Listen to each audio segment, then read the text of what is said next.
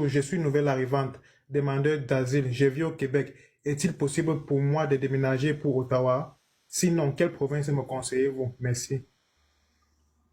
Alors, vous venez d'arriver, vous avez demandé l'asile. Rien, c'est ça, il a demandé l'asile. Oui. Ok, rien ne vous empêche de déménager, vous pouvez vivre où vous voulez. Mais la conséquence d'où vous allez vivre, je ne sais pas si vous êtes sur l'aide sociale ou bien si vous travaillez avec votre permis de travail, mais la conséquence c'est que votre dossier sera délocalisé, envoyé à d'autres bureaux. Si vous vous installez dans une autre province, hein, le dossier sera délocalisé. C'est-à-dire, on va changer le numéro, mais ça ne va pas changer grand-chose. Votre avocat ou votre consultant ici va continuer à faire le suivi, mais vous avez le droit d'aller vivre n'importe où, ça, c'est pas du tout un problème. Bonjour, monsieur. Bonjour, monsieur. S'il vous plaît, en fait, je suis arrivé au Canada avec le visa étudiant il y a de cela 6 mois. Ma rentrée était pour le septembre 2024 à l'université de Chicoutimi. Mais malheureusement, je n'ai pas pu commencer l'école, faute de moyens. Donc, du coup, je me suis lancé dans le test de langue. J'ai fait la procédure à RIMA. Mais après 2 semaines que je suis entré dans le bassin, on a bloqué. Après, j'ai relancé West. Bon, mon West au pays, c'est un peu compliqué. Ça n'en sort pas depuis. Et aussi, mon test de langue ne me permet pas de faire l'entrée express. Je ne sais pas s'il y a un autre moyen que je peux faire pour changer mon statut.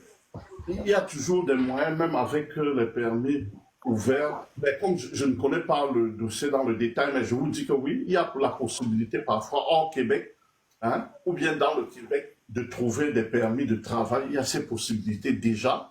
Et probablement, en fonction de votre profil, je vais vérifier. Si ce n'est pas entrée express, on cherche les lettres d'acceptation dans d'autres provinces. Bref, ok, vous êtes jeune. Ça correspond à ce qui se cherche quelque part pour les travailleurs qui ont encore la force. Oui. Donc, vous pouvez faire une demande. Vous pouvez nous contacter en privé, on va faire une demande. Ok.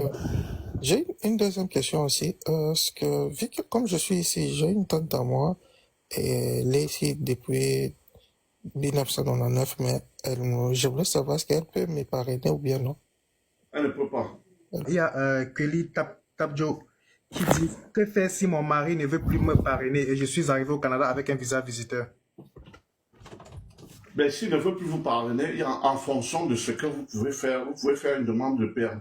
Une demande de résidence permanente pour vous-même. Je dis bien en fonction de votre profil, mais on ne va pas analyser votre profil ici. Il y a la possibilité de demande de résidence permanente ou de demande de résidence temporaire. Hein? De résidence temporaire, de permis de travail fermé. Ça, c'est la possibilité qu'il y a. Hein? Et il y a aussi la possibilité de rentrer au pays si vous avez envie de rentrer. Donc, contactez-nous en privé. 438-797-8282, c'est notre téléphone. 438-797-8282. Salut, Bonjour. ça va? Ça va bien, madame? Ouais, j'ai une question pour vous. J'aimerais savoir si un demandeur d'asile peut aller à l'école ici, là. Oui, il peut aller à l'école. Ok, Une demande de permis d'études, vous pouvez aller à l'école. ok. Donc, tu auras des aides gouvernementaux comme les résidents permanents. Non, non, Ah, non, vous n'aurez pas ça. Vous payez comme un résident permanent. Quand vous faites une demande d'asile, à quel moment vous payez comme un résident permanent? Quand vous devenez réfugié, c'est-à-dire quand votre demande est acceptée. ouais, Si la demande n'est pas encore acceptée, vous ne payez pas comme un résident permanent. ok. Vous payez comme un étudiant étranger ou dans beaucoup d'écoles, il vous faut une petite réduction. On va désister. La conséquence, c'est qu'elle se retrouvait ni sans demande d'asile, ni sans parrainage. Et la conséquence, c'est que lorsque vous n'avez pas de résidence permanente et vous faites la demande d'asile, on vous renvoie dans votre pays. Donc, il est rentré. Donc, attention, ne retirez jamais votre demande d'asile tant que vous n'avez pas une résidence permanente entre les mains. Il faut l'avoir. Je ne dis pas que l'on vous a envoyé la lettre pour vous dire que la résidence permanente est en cours, a été approuvée. Mais il faut avoir le document de résidence permanente avec votre carte de résident entre les mains avant de retirer la demande. Oui, comme je disais, j'ai un permis de travail fermé qui finit en 2027.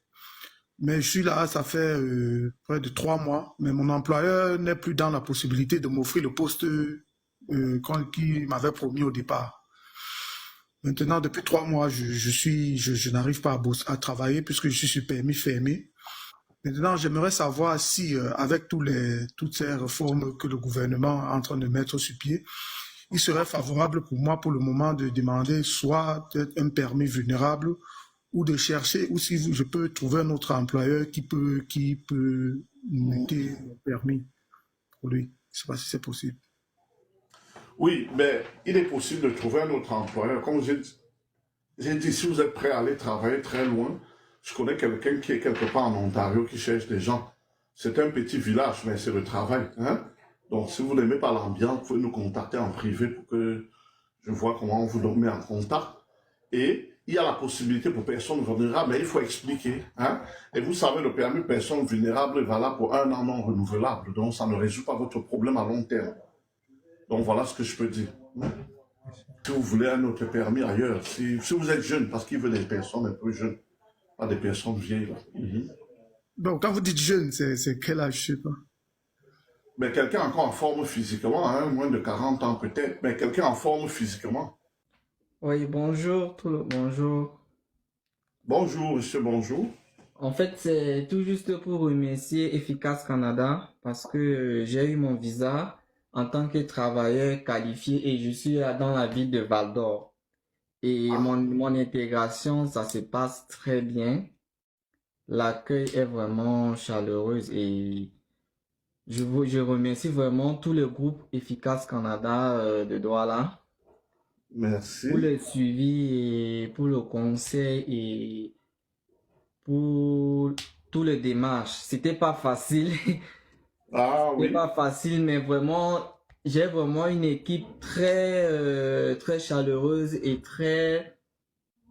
en fait, très efficace comme son nom écrit, Efficace Canada. Vraiment. Ah, ben merci, c'est très exceptionnel. Hein. Il n'y a pas beaucoup qui appellent pour remercier. Je crois qu'on fait voyager des dizaines de personnes, mais au coup d'un direct, les gens appellent forcément. Bon, quand ils sont arrivés, ils sont arrivés. Hein. Bon, j'apprécie vraiment hein, la marque, les remerciements que vous nous adressez ici. C'est le bureau de Douala? Oui, Douala Bonamoussa dit. Votre nom, c'est qui? C'est Monsieur Conde et Lionel Boris. Conde. Bon, c'est que vous êtes nombreux qui êtes arrivés ici. Bon, ceux qui sont à Montréal, il y a quelques-uns qui me cherchent. Mais la plupart, je n'ai plus de leurs nouvelles, quoi. Ça, c'est bien. Bonne intégration, hein. Et nous, on suit les clients. Même si vous êtes arrivé au Canada, dites-vous que si vous avez un problème, venez nous rencontrer. Vous avez un traitement de faveur pour nos anciens clients. Ça fait partie des avantages d'être membre de l'immigration efficace. Ça veut dire, si vous avez d'autres problèmes qui se rapportent à l'immigration, venez nous voir et nous serons là. Et merci vraiment pour le témoignage, quoi. Bon.